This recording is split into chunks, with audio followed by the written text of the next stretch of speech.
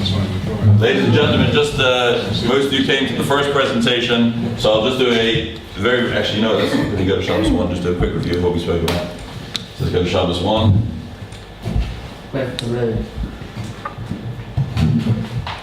Okay, so those of you who weren't here, this is a whole set of programs which hopefully over the next couple of years we'll be presenting here called Torah Live. It's written by a rabbi, written and presented by a rabbi from Israel called Rabbi Dan Roth, who was in school with me and who always had two great loves, Torah and computers. And he managed to marry the two together and really make them excellent programming, which I know he's spoken in countless places around the world. And again, quite nice for you to see that.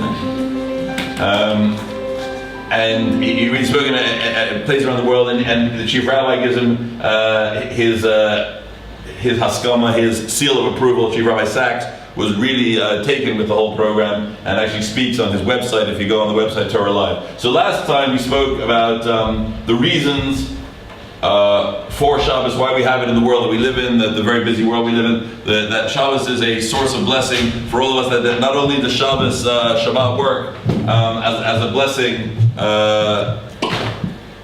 on the day itself, but also it works as a blessing for us for the week ahead. It is the source of all our blessings that we have.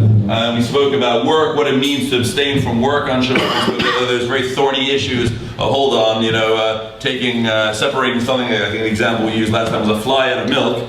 That's not allowed, but yet carrying a heavy sofa from one end of the room to the other is allowed. And we spoke about what Malacha meant about creation, man resting his creative urge on Shabbat. We spoke about the connection to the Beit HaMikdash, to the temple, and various aspects of Shabbat, which are shown in the various kalim, various utensils in the temple, and again, abstaining from work, and what that means in terms of peace of mind as well, that it gives us peace of mind if we take Shabbat, if we take our week and put it aside on Shabbat, and really have that ability to sort of rest and really abstain from everything. We told those two beautiful stories, one about Jacob de Vries, the diamond merchant in Holland, and also the story of what was the other story about? I forgot already now.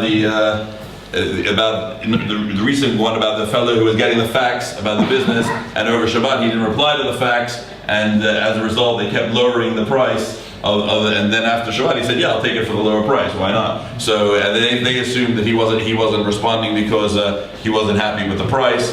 And again, showing that you don't lose out financially, which I think is a lot of people's concern about Shabbat, is that you don't lose out financially by keeping Shabbat. So that really is what we discussed last time. And now if we go back, how do we go back? So then it's number 2 now, yeah? That's not 1 again. That's not 1 again. That's number 2. Excellent. Okay. So this one is more hands-on about Shabbat itself. Last time was more, as I said, more the rationale and what Shabbat gives us spiritually. This is more hands-on approach to Shabbat. So let's have a look here. And it's going to take us basically from preparing from Shabbat, going right from the beginning, from the order of the day, chronologically, from preparing, laying the Shabbat table, lighting candles, blessing children, making kiddush, making hamotzi, having a nice meal, and singing songs at the Shabbat table, which is also part of the experience. So, this is a beautiful clip taken in Yerushalayim in a few seconds, showing what happens on your average Friday in Yerushalayim.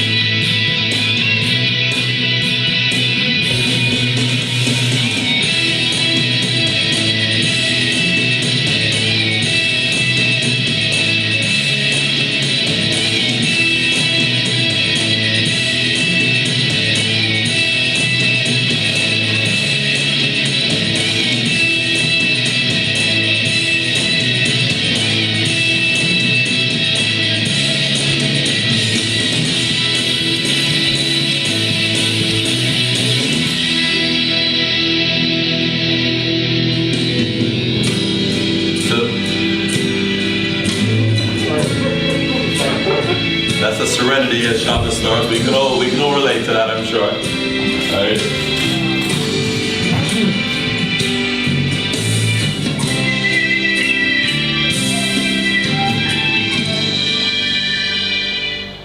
So that really is the beauty of preparing an Erev Shabbat. That was just in a few seconds. When I was teaching at JFS, little did I know that I would become the rabbi of Watford, but teaching with me at JFS was a fellow called Rabbi Aaron Blackman, who had been the rabbi in Watford a couple of years earlier, and he told me that on Friday afternoons, when he was the rabbi in Watford, or Friday morning afternoons, often he would take his children to Golders Green or Edgware and just sit in the car and watch people preparing for Shabbat. He felt it was important because Watford, I gotta be honest with you, was not a place where you saw people running around, rushing around for Shabbat. And he felt if that was an integral part of the whole Shabbat experience, then they should see people buying their food, picking up flowers, whatever it was that we saw there, getting their dry cleaning, whatever it was for Shabbat, as an integral part of celebrating Shabbat itself. So part of certainly my children's room look a bit like that. That part of getting ready for Shabbat is clearing up. There is a custom to buy flowers for Shabbat. Wives often remind their husbands about that, but it's not such a bad thing to do. It's often appreciated if that is done. It also makes the house look beautiful for Shabbat. Of course, we lay a nice tablecloth for Shabbat, and we honor Shabbat in that way.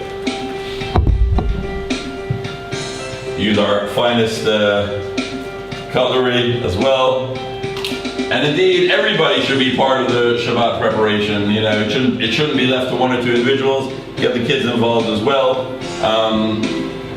Everyone should have a little task that they have in preparing for Shabbat. Telling you about even the greatest of sages. The Talmud tells us that there were certain sages who used to prepare the vegetables for Shabbat. Another one used to take the weekday dishes out and bring in the Shabbat dishes. Whatever it is, that's everyone should be part of the preparations. And also enjoying treats on Shabbat. I mean, my Rosh Hashiva used to say that anything you eat on Shabbat does not count towards the diet. I'm not saying that for sure, and please don't quote me on that, and don't come back to me and say to me, Rabbi, you promised me. But there is an idea that you should definitely honor Shabbat with treats, whether it be with tasty food, or in this case, he's going to get some wine. Washing yourself for Shabbat, I suppose, is obvious.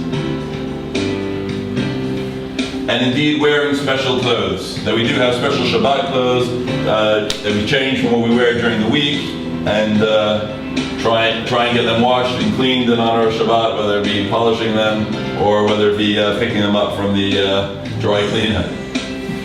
There is an idea that we say that on Rosh Hashanah, our whole income for the coming year is decided by God to the exact penny. Except for that which we spend on Shabbat and Yom Tov. Again, don't come back to me and tell me that you spend 500 pounds a week on Shabbat and now you got no money left. Obviously within reason. And if you spend them sensibly, if you spend your money sensibly for Shabbat and Yom Tov, Hashem will reimburse you accordingly. Okay? And not only will He give you this enough, but He'll also be enough to fulfill other mitzvah in a befitting manner in the future. There is a section on challah baking. It's just interesting to watch. This is the Angel's Challah Bakery in Yerushalayim. This is what operation it is. Once again, to our live Shabbat. This is Rabbi Dan Roth. We are now in an Angel's Bakery in Jerusalem, about to see how challahs are made for Shabbos.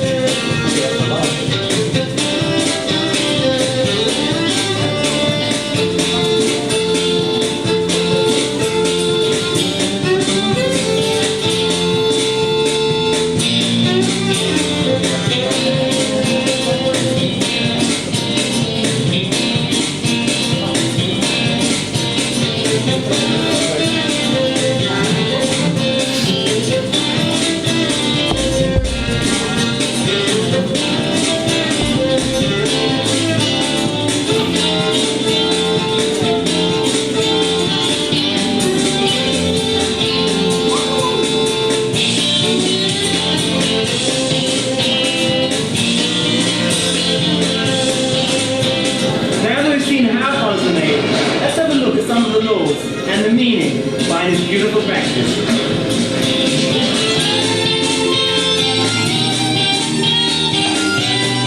Okay, so Erev Shabbat. There is an idea, and we sing L'cha Dodi Lekrat Kala, which is the real song which really brings in Shabbat. L'cha Dodi Lekrat Kala. We talk about Shabbat being a bride, and we also talk Shabbat being about the Shabbat Malka, the Shabbat Queen. In fact, we take that throughout the whole of Shabbat, because on Saturday night there's even a custom of people to have a meal after Shabbat finishes called the Melava Malka. We've had a couple here in the shul over the last couple of years. Melava Malka means to accompany the queen. So we refer to Shabbat both as a bride and as a queen. We attribute to Shabbat these sort of human characteristics that we would never do for any other mitzvah. We certainly don't go out and say, let's go and greet the shofar. We don't say that. And yet when it comes to Shabbat, we refer to her as the bride and the queen. Why is that? So the idea maybe is that we're not actually referring to Shabbat itself. By bringing in Shabbat, by welcoming Shabbat into our midst, what we're doing is actually, we're greeting God. We're bringing God into our midst. And on Shabbat certainly is a time to have this special encounter with God. And what's also interesting is, Rabbi Roth points out, that there are the same three requirements. When the Jewish people went to receive God's presence at Mount Sinai, there were three things that they had to do in the verses we're told. They had to wash their clothes, they had to be without being occupied with other matters, and they had to go and greet the Shekhinah, go and greet the divine presence of God. And if we think about it on Shabbat, that's pretty much what we do. We wash and change our clothes. We, as we spoke last time, we try to free our mind and be in the right frame of mind in order to greet Shabbat. And also we go out, literally as it were, to greet Shabbat.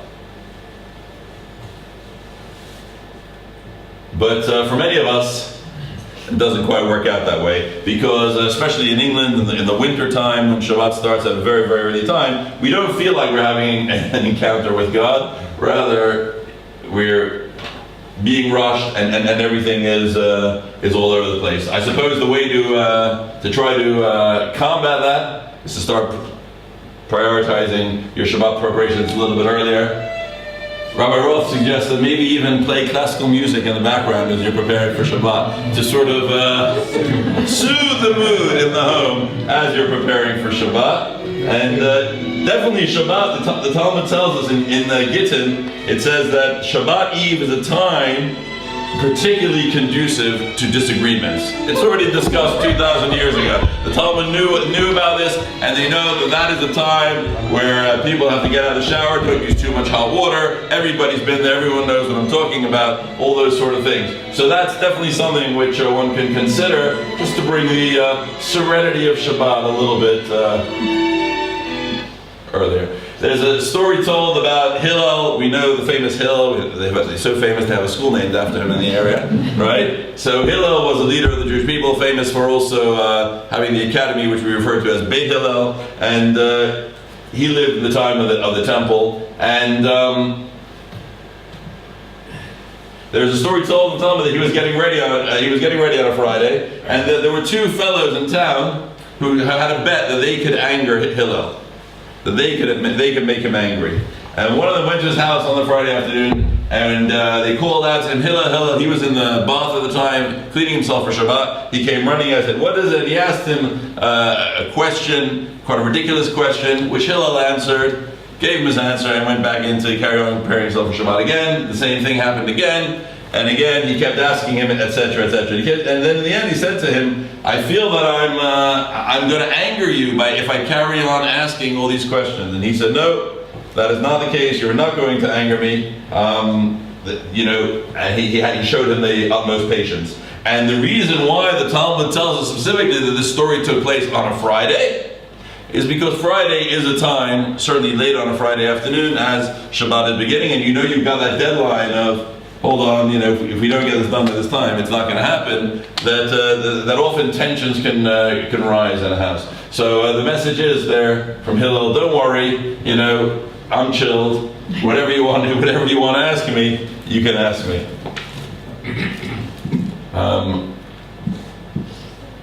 The Shabbat candles. So the Shabbat candles, there are different reasons given as to why we light the Shabbat candles. some say we honor, we light the Shabbat candles out of honor of Shabbat, in the same way that when you have sometimes a big fancy do, you would have you'd have candles lit, or you're honoring a guest, you would have candles. So that would be something like that.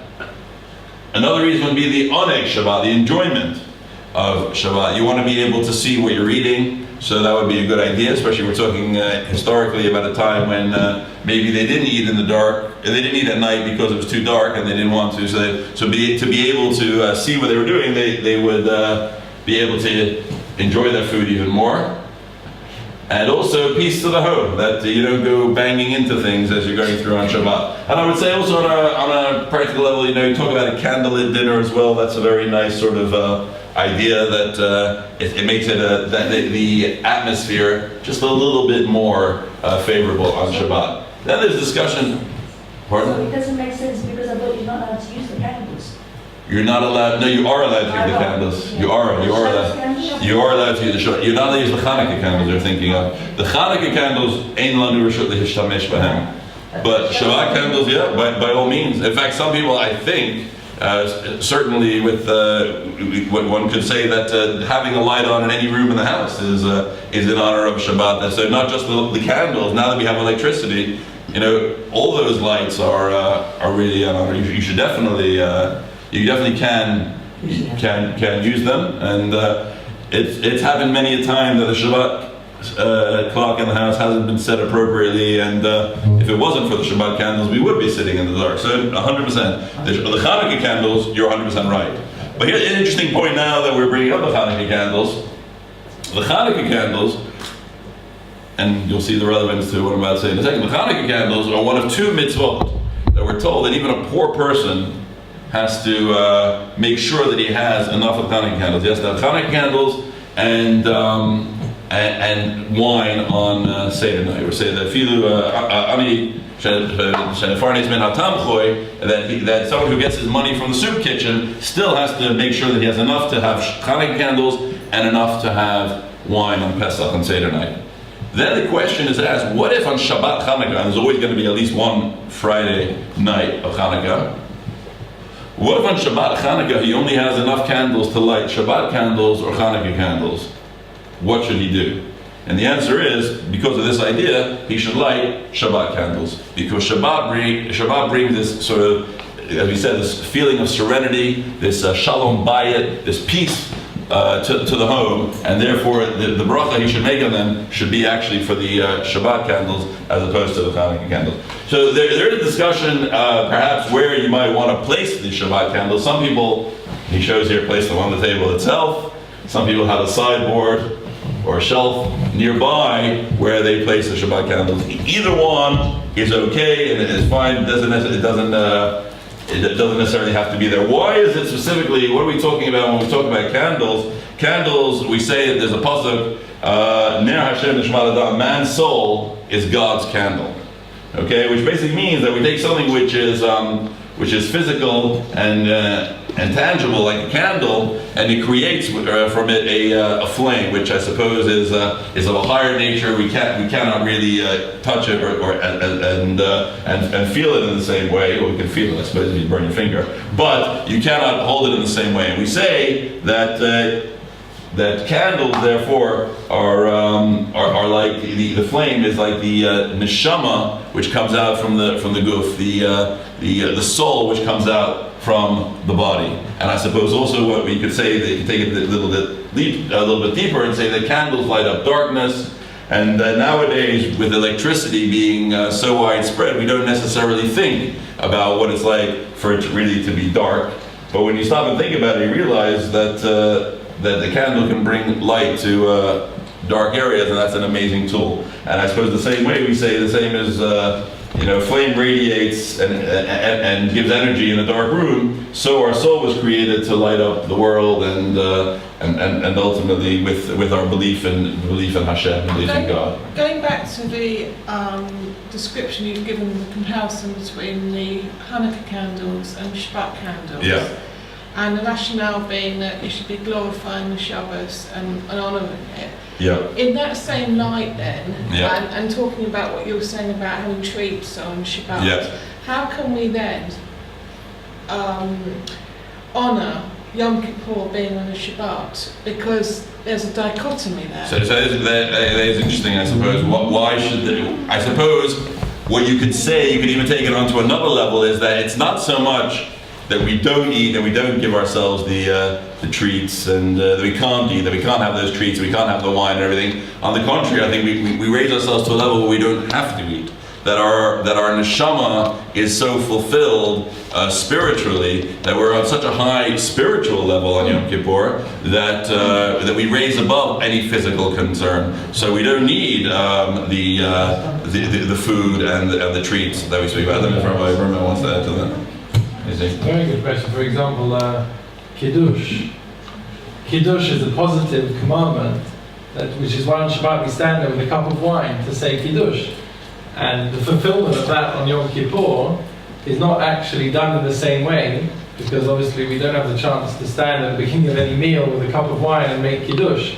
However, we do fulfill the commandment of making Kiddush when we mention Shabbat in our prayers. As we'll notice, this Yom Kippur, which is on a Shabbat, and we add in certain words and we make a mention of the holiness of Shabbat in our prayers. So therefore, as Rabbi Lera was saying, although we cannot experience Shabbat in the same way that we normally do, however, there are various ways in which it's subtly added into the day, and it's still something which is a part of the day that will be happening. There are certain prayers such as Avinu Malkeinu, which will actually miss out because it's Shabbat as well. So therefore, it's a Shabbat, but it's just a little bit different. Well, very different, because... Very good. Okay.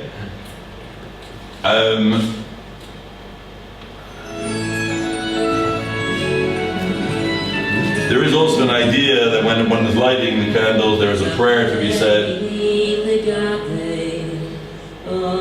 That one should have children and grandchildren who follow in the Torah, and that's a beautiful idea. As you're saying the prayers, as you're lighting the candles on Friday night. Also a custom that when you light candles, some people have a tzedakah box next to their that they can give tzedakah just before they light candles as well. Good charity.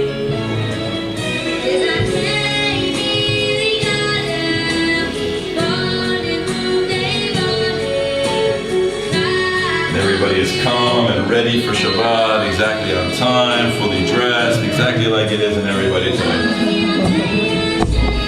Kids quiet, standing there, looking at mommy lighting the candle. It's all.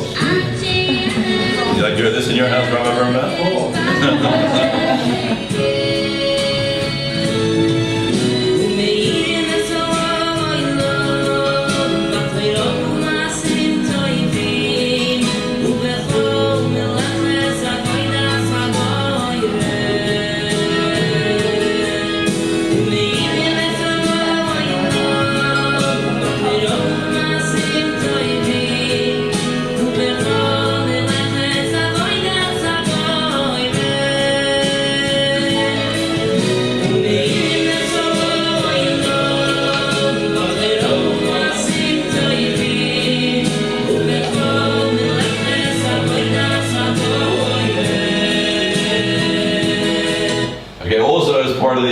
Friday night, there's the custom to bless children. Joe Lieberman, who, as I mentioned last time, has written about the gift of Shabbat. He writes something very, very beautiful about this,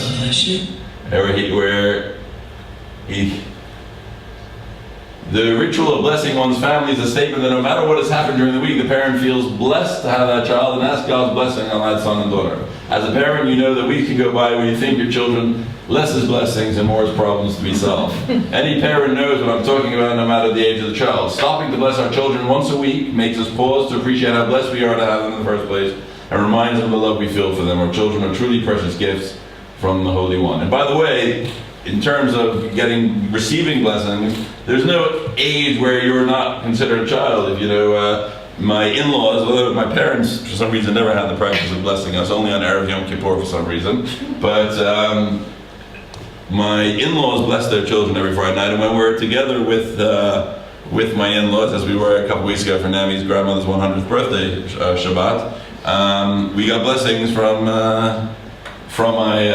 my in-laws in age order as well. Still, like, okay, so I'm saying, so there's certainly no age where that stops. And of course, the blessing is, we know the priestly blessing, Yivrach Hashem v'yishmerecha, Yair Hashem panav elecha v'chunecha, Yisa Hashem panav elecha v'yaseim lecha shalom. And that is coupled with, as we know, different blessings that we bless our sons to be like Ephraim and Menashe, and our daughters to be like Sarah, Rebecca, Rachel, and Leah. And as I say each time, Sarah, Rebecca, Rachel, and Leah make sense. They're the matriarchs, we know about them. Ephraim and Menashe, if you ask your average cheder kid, they don't even know who Ephraim and Menashe is. So why do we bless our children, our sons, to be like Ephraim and Menashe? It would make more sense to say Abraham, Isaac, and Jacob if we're doing Sarah, Rebecca, Rachel, and Leah. So two reasons which I always give on that is, one is that if you look to the whole book of Genesis, which we're going to be starting to read on Simchat Torah, right from the very beginning of time, literally from the first story, Cain and Abel, we see sibling rivalry.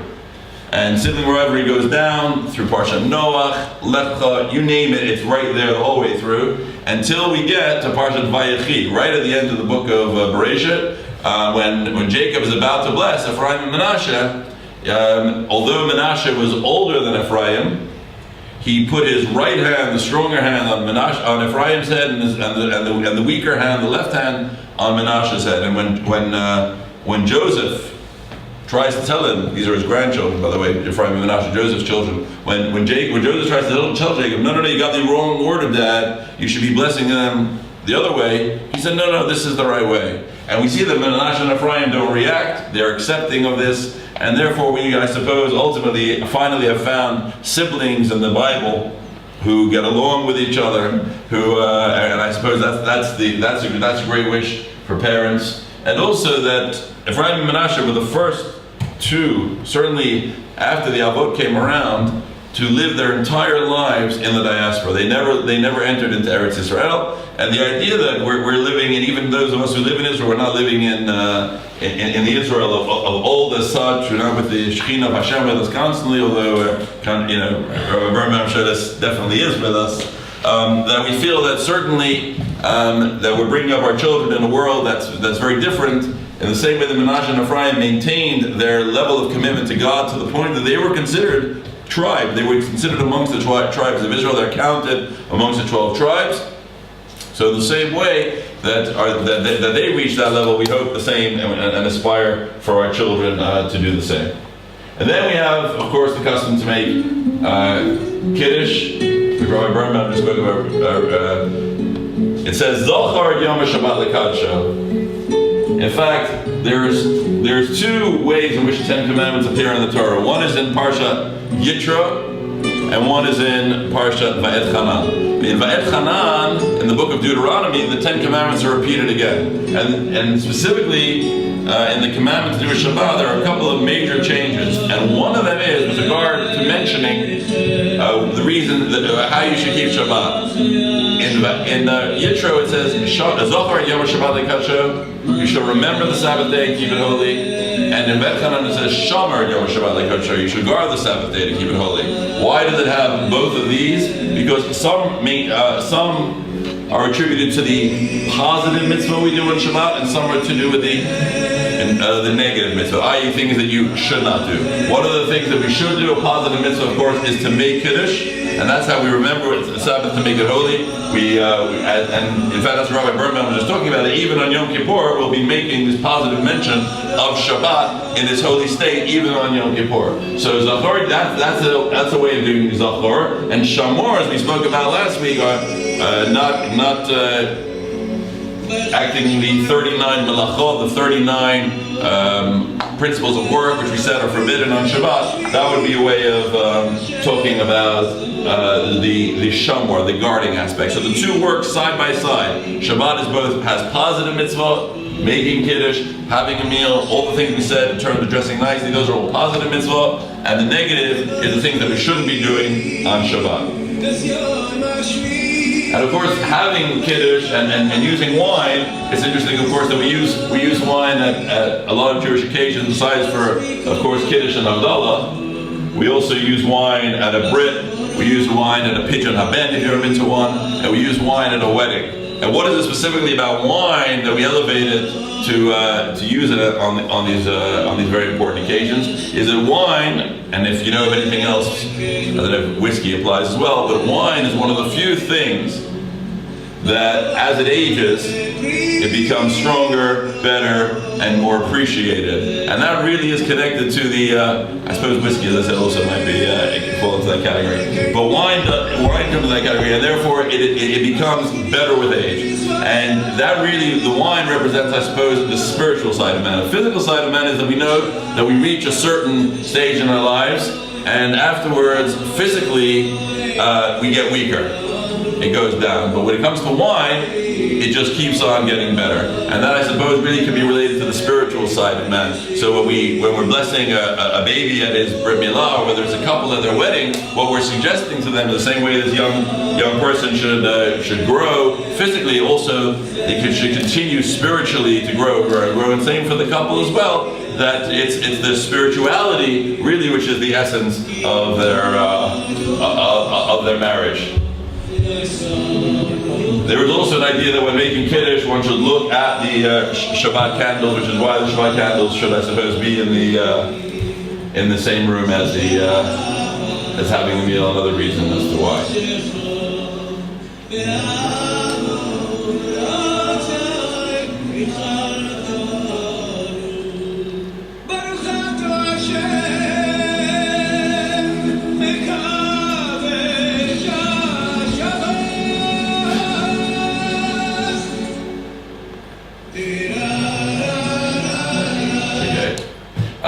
Challah. We spoke last time that, of course, the two challahs which we have on Friday night and Shabbat represent the manna which fell in the wilderness for those 40 years for the children of Israel. And the reason why we have two is because on Friday a double portion of manna fell, and they didn't have to, they shouldn't have gone out on Shabbat in order to go and get it. So on the most basic level, it's purely for that reason that the manna fell. But there's a deeper reason as well. That the double portion represents the fact that we're not able to do any work on Shabbat, that nobody should go out and go get this. And it was Baron Rothschild, that story I just remembered that we studied last time, that no one's going to lose out financially by not working on Shabbat. And the connection between Shabbat and the manna goes further. Shabbat is the time to internalize the idea that the world can run without us and that God runs the show. And I suppose by giving us the food during those 40 years, that really is a great example for us. But again, it goes even further than that, because if you think about it, there are some amazing things about the manna. First of all, that it fell daily, so that people didn't have to worry about themselves, and that God was able to provide them every single day. Not only that, it fell fresh and warm, that they literally had it as if it was just hot out of the oven.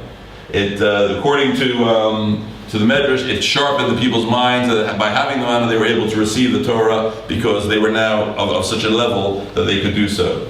And also, a light rain fell before the manna fell in order to clean the ground beforehand, so that the manna shouldn't get dirty. And also, not only that, there are two layers which fell both on this side and that side of the man, so that the manna again wouldn't get dirty, and that I suppose insects and scorpions, whatever's in the desert, wouldn't get to the manna. And that's one of the reasons why we have a challah board.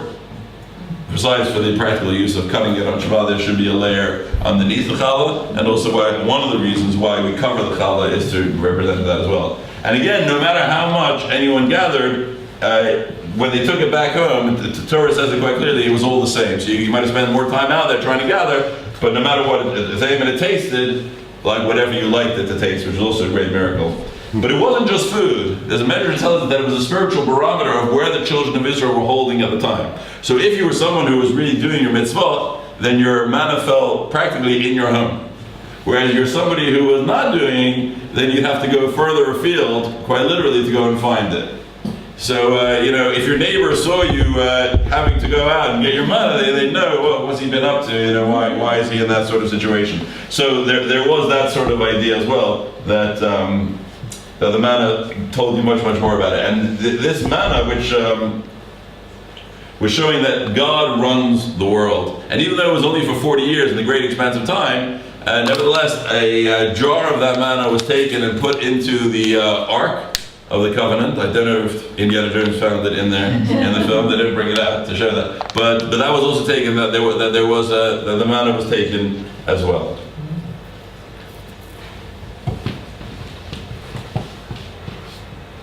So we spoke about the two layers, And one of the other reasons as to why we cover the challah, which is an idea that normally, as we're speaking about the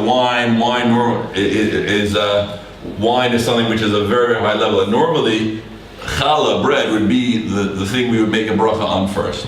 Normally, under most circumstances, if you have challah, you make hamotzi lechem in aretz, and of course that also covers most of your blessings during the meal, and you don't have to make any others. But when it comes to having Kiddush on Friday, the wine takes precedent, again, Shabbat, and therefore we cover the challah so as not to shame it, like, hey, we've made a bracha on something else. Yeah, you've been usurped by the wine, and there he's taking off the challah cover in order to do it. There's also an idea of having. How many times taken? So there's an idea of having salt on your challah. There you go. The idea of having salt on your challah. A few reasons given for that. Adam is told b'zeat apecha tochal lechem. After sinning and eating from the tree of knowledge, Adam and Eve are told that they have to sweat in order to eat bread, and I suppose that's an idea of that. Sweat is a bit salty, and therefore we dip our challah into that. Into salt. Also the karbanot. We spoke last week about our table being a mizbeach. We spoke that one of the functions of the table, that it literally represents the altar which was in the temple. And therefore, in the same way that all the sacrifices were offered up with salt, similarly also, we elevate what we're eating by adding the salt to it as well. And the last idea, which I think really sums up Judaism, is that salt is something which those of you who do the cooking will know. If you add too much, it can kill the recipe. And if you add it just about right, we can really enhance it.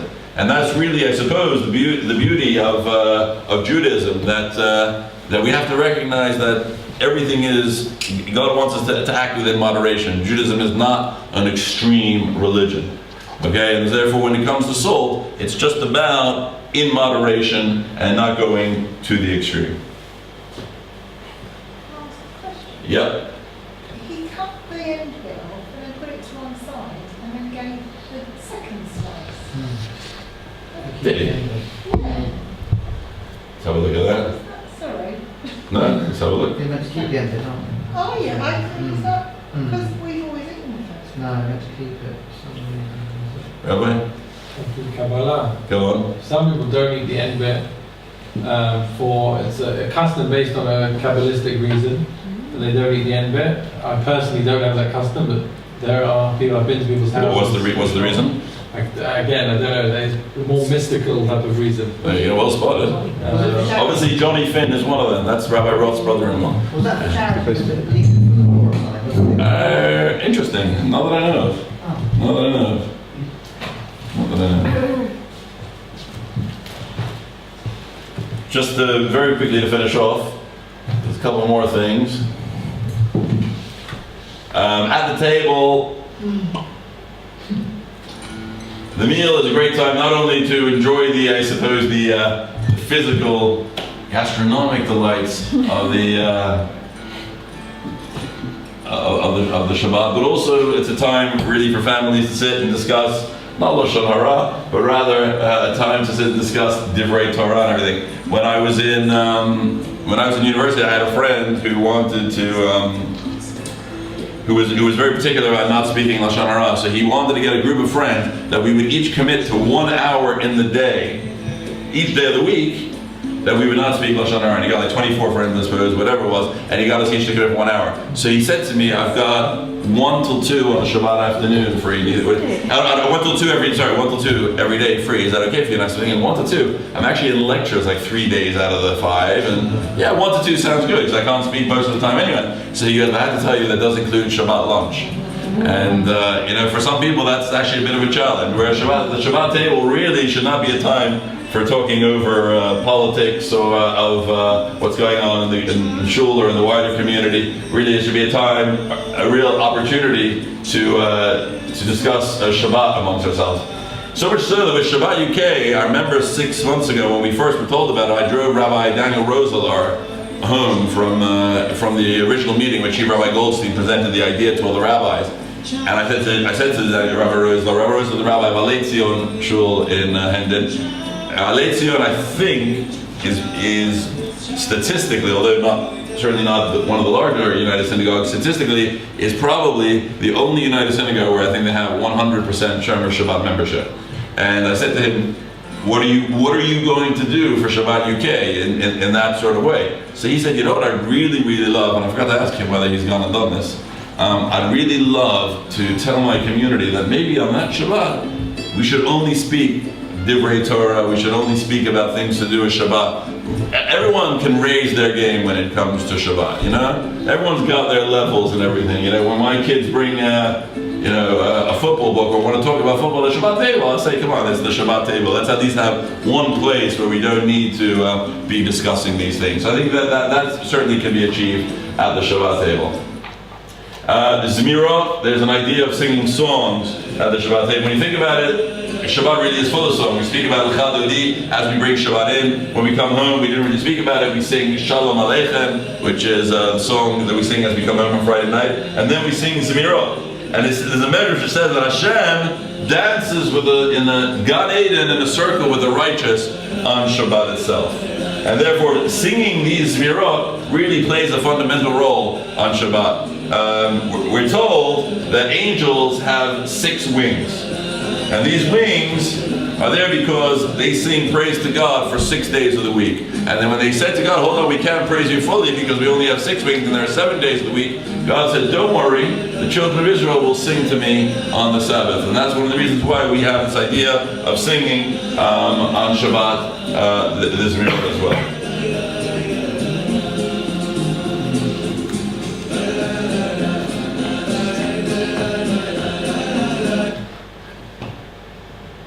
Studying, anything on there, but studying also time, Shabbat is a time, Rabbi Dessler, this great rabbi, lived in the last century, who, if you remember, Sadi Gross learned under Rabbi Dessler, and so did Moisey Kaplan, who were both members of the shul. And Sadi Gross used to stand up for me. He was a man in his 90s by the time I came to the community. He used to stand up for me. I used to be like, sit down, you learned with Rabbi Dessler, you don't stand up for me. Okay, Rabbi Dessler was of a level I suppose we cannot really comprehend. He was first in the East End, where Sully and Moisey knew him, I think, and then he went up to Gateshead. But Rabbi Dessler writes that the menucha of Shabbat, when we talk about rest on Shabbat, it doesn't mean physical rest as such. Rather, it refers to resting from physicality. And that's why we said last week, Me'ein olam haba. We said it's a taste of the world to come. If you remember, we spoke about how we can weigh up all the great things that have ever happened, and that won't even compare to 1 hour in the world to come. So Shabbat, as we said, people don't even realize the great treasure that we have. Shabbat is even greater than all that. And therefore, how do we show?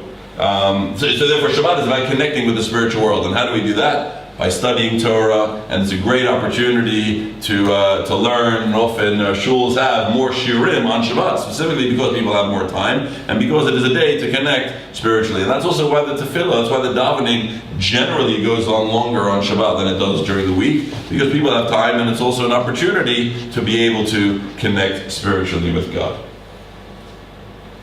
And then, just to conclude, that the parable which he brings here about a prince who was once obligated to leave his father's palace and travel to a distant land.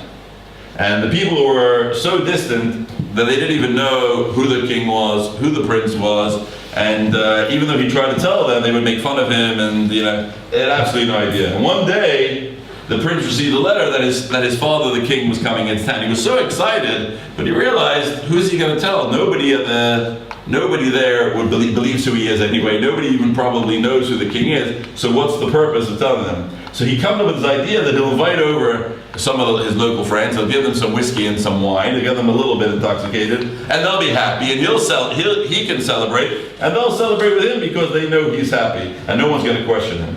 And he said, this is really a mashal. This is a parable for us about the neshama and the body, our soul and our physical. When Shabbat arrives, we're blessed with this extra neshama. We were told we have this extra soul on Shabbat, the neshama yetera, which is one of the reasons why when Shabbat ends and we make Havdalah, we breathe in the smell, the sweet smell, because that is to replace our loss of that neshama yetera, that extra neshama that we have. And as a result of it being there, our neshama wants to celebrate and wants to connect somehow to a higher realm. However, most of us are unable to understand the reality of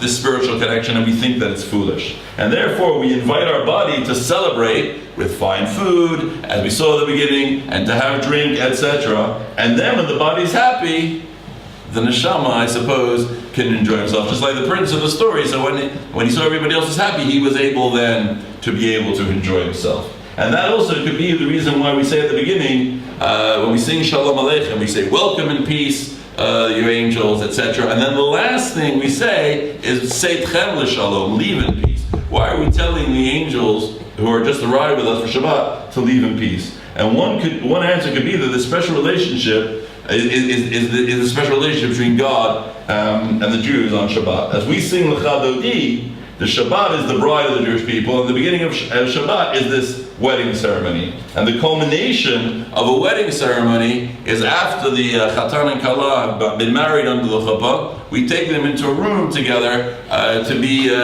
alone in the Cheder Yichud. And what we're saying to the angels who've accompanied us, thank you very much. You've accompanied us up until now, but now it's our relationship with God exclusively, and we don't need you anymore. And that's really by bringing Shabbat and bringing that comparison of Shabbat to the bride and on the wedding ceremony between God and the Jewish people, that we're able to say on Shabbat, we don't need the angels anymore to connect with God. We're connecting with God in our own Cheder Yichud. For those 25 hours, we've got that intimate relationship with God. And as we said last week, unfortunately, many people don't appreciate the value of what Shabbat gives us. Hopefully, from these two sessions, you've understood a little bit more about it, and you appreciate that when we're bringing Shabbat in, it's not just welcoming in a bride, it's not just welcoming in the queen, it's welcoming in God Himself. I wish you guys well. Thank you very much for coming. Gemara Chatima Tova to all of you. And the next part of the course is on Monday, please God, at 8:15. Rabbi David Tugendhoff will be speaking about all the laws about how to prepare a Shabbat meal, Friday night meal, fully in keeping with all the Jewish laws and rituals. Thank you very much. Safe home and good night.